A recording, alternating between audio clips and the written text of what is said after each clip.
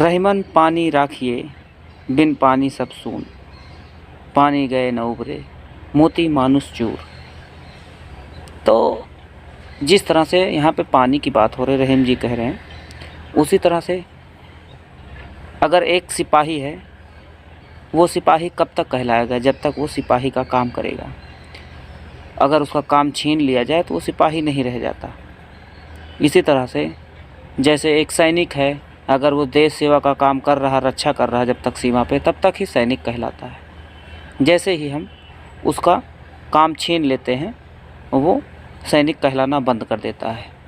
इसी तरह से नेता का काम है नेतागिरी करना, राजनीति करना।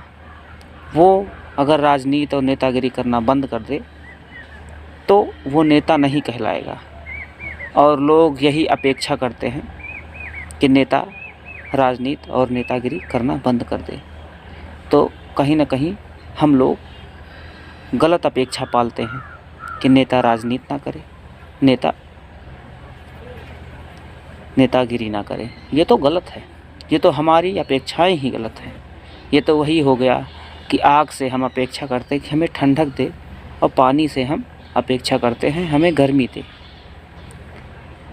जैसे हम लोगों को बचपन से एक सबक सिखाया जाता है या सीख दिया जाता है कि हम लोग जो भी काम करें, चाहे जैसी परिस्थितियां हों, विषम से विषम परिस्थितियां क्यों ना हो, हमें अपने काम को करते रहना चाहिए और उस पर डटे रहना चाहिए।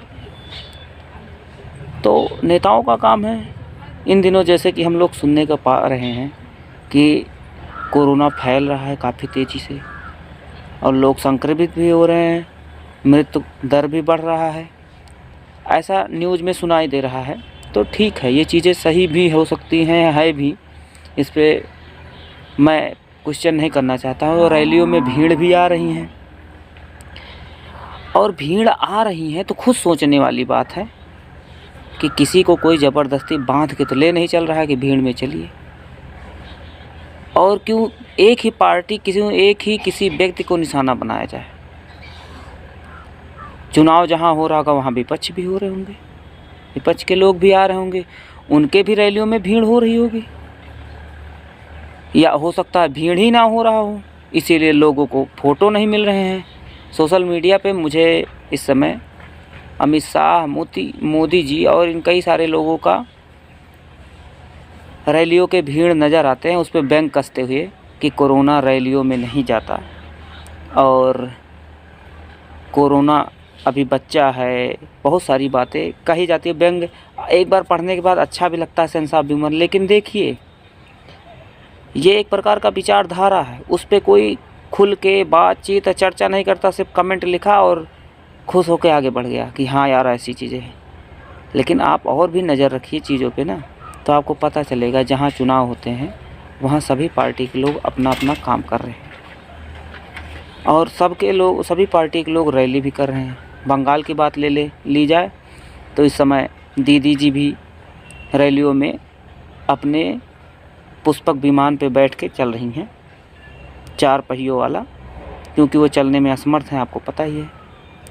और अभी तक उनके पैर का फ्रैक्चर सही नहीं हुआ, लगभग 1 महीने हो गए। वैसे तो 2-3 दिन में फ्रैक्चर, 3-4 दिन में तो रिलीफ मिल जाता है, चलने योग्य हो जाते हैं, लेकिन उनका अद्भुत चोट इतना गंभीर है कि वो जब तक चुनाव नहीं हो जाएगा तब तक वो चोट ऐसे ही रहेगा। और पट्टी डॉक्टर ने ना उतारने की सलाह दी है, जैसे मास्क ना उतारने की सलाह दी जा रही है। तो लेकिन मीडिया का दोगलापन देखिए आप, कि एक ही तरफा फोकस किया जा रहा है कि इनको देखिए, इनकी रैलियों में भीड़ आ रहा है, कोरोना नहीं फैल रहा। ये भैया ये बता दीजिए, इसका मतलब या तो ये हो सकता है कि और किसी की रैलियों में भीड़ आ ही नहीं रहा है, जनता का इतना समर्थन मिल ही नहीं रहा है, तो भीड़ उन लोगों के विपक्ष में दिख नहीं रहा हो, या वो लोग पहले से कह रहे हैं भैया मत आइएगा, कोरोना के लिए हम पूरा गाइडलाइन फॉलो कर रहे हैं। ऐसा तो हो नहीं सकता है। तो सबका अपना अपना काम है, सब अपना अपना काम करे तो बेहतर है। सबकी अपनी अपनी समझ है, तो अपनी समझ से लोग सोचे तो बेहतर है।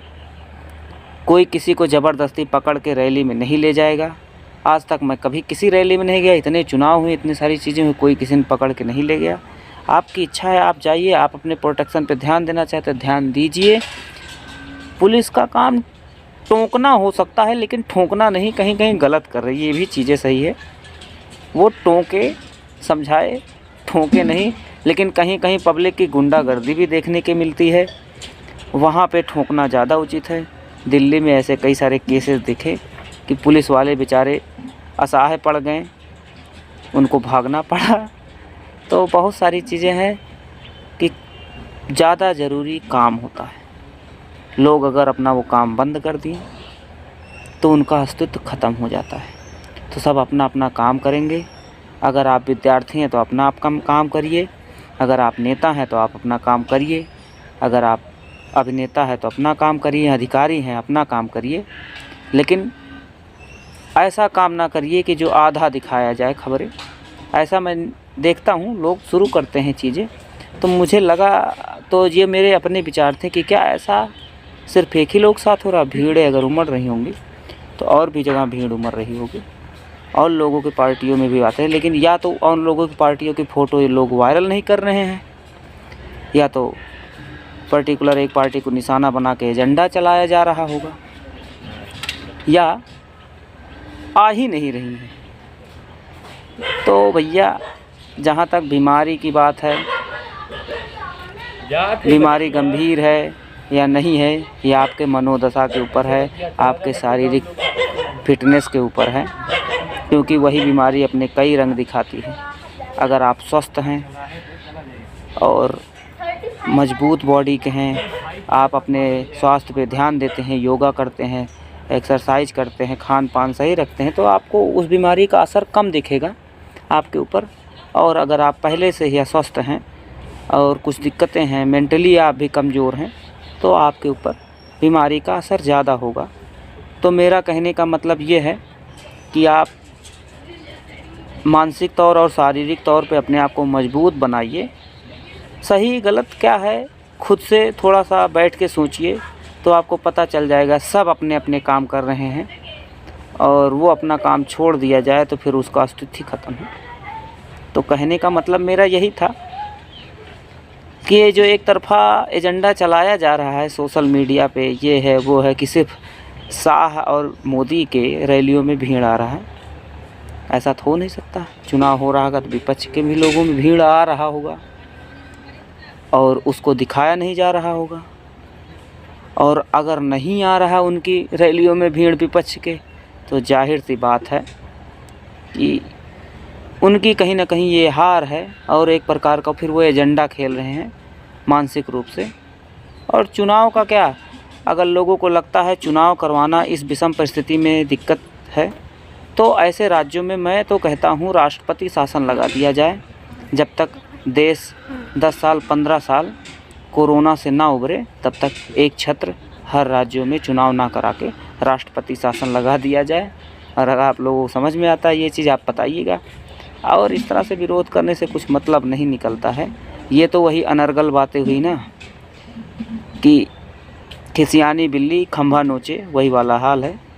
तो मुझे तो इस पे कुछ हो नहीं है, लेकिन मैं तो यही कहूँगा कि आप शारीरिक रूप से अपने आप को स्वस्थ बनाइए, मजबूत बनाइए। उसके लिए आप खान पान सही रखिए, एक्सरसाइज करिए, मानसिक रूप से भी अपने आप को सुदृढ़ बनाइए, क्योंकि जब तक आप दोनों रूप से नहीं सुदृढ़ हैं तो आप कहीं ना कहीं बीमार रहेंगे। कोई ज़रूरी नहीं है कोरोना ही आपको ले जाए, कोई और बीमारी ले जाएगा। लोग और भी बीमारी से गुजर जाते हैं। अब तो भारत में सुनने में आ रहा पाइल्स से भी मृत्यु दर बढ़ रही है। तो हम कह नहीं सकते। तो आप मजबूत बनाएंगे तो आपको कोरोना भी नहीं हरा पाएगा और अपना आप काम करते रहेंगे।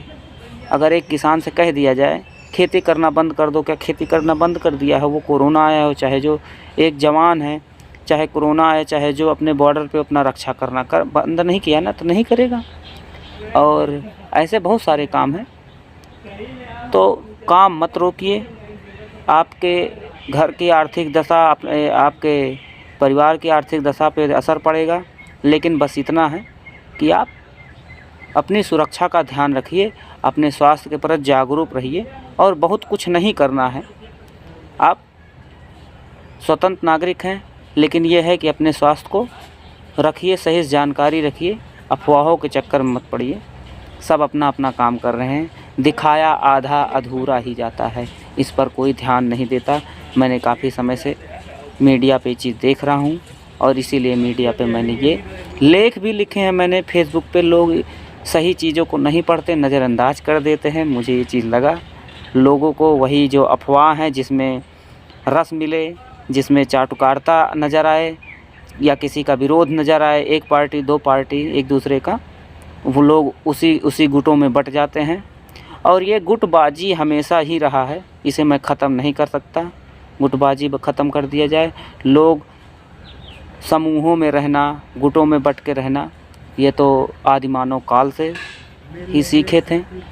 तो इसमें हम लोग एक मानसिक हम लोग का वो है रहने का तरीका, इससे हम लोग सुरक्षित महसूस करते हैं। बचपन में जब हम लोग स्कूल में भी रहते तो गुटबाजी करते थे सुरक्षित रहने के लिए, तो यही चीज़ें हैं। लेकिन मुझे अफसोस इस बात का है, जिन्हें हम भारतीय संविधान का 4th पिलर कहते हैं, जिसे कहा जाता है मीडिया, लेकिन आज के समय में वो बहुत कुंठित और बहुत विकृत हो चुकी है। उस पे क्या है कि अब मीडिया के जो कमान है वो कई लोगों के हाथ में हो चुका है, बहुत बढ़ चुका है, तो खबरें बहुत जल्दी मॉडिफाइड हो जाती हैं, बस यही दिक्कतें हैं। तो रैलियों में भीड़ और पार्टी के प्रचार से जलने वाले जो अद्भुत लोग हैं, उनको इसी वजह से चिंता हो रही कि भीड़ इतना ज़्यादा क्यों आ रही है। अब हो सकता है समर्थन ज़्यादा है, इससे यही चीज़ पता चलता है। चुनाव में जितना ज़्यादा भीड़ उतने ज़्यादा समर्थन, इससे विपक्ष डरने लगी है कहीं ना कहीं, और वो डर उनके भाषणों में, गीदड़ भभकियों में नज़र आती है। बस यही बात है। जय हिंद दोस्तों, नमस्कार।